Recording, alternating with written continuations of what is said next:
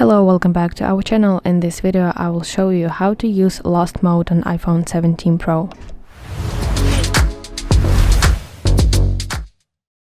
So if your iPhone 17 Pro ever goes missing, lost mode on your iPhone is really nice tool to protect your information and increase the chances that you get your device back.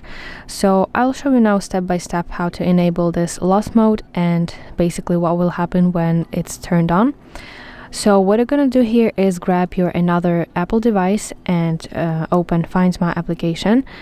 But if you don't have another device nearby, do not worry, you can also sign in at icloud.com/find from any other browser that is available near you.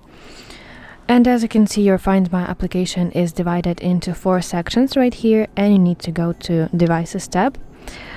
And this is the tab where you will see a list of your Apple devices that are connected to your Apple ID.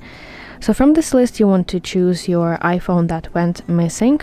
Simply tap on it, and on the map you will see its last known location, and you have to swipe up like this, go to lost mode option, and then tap continue button and follow the on-screen steps to proceed.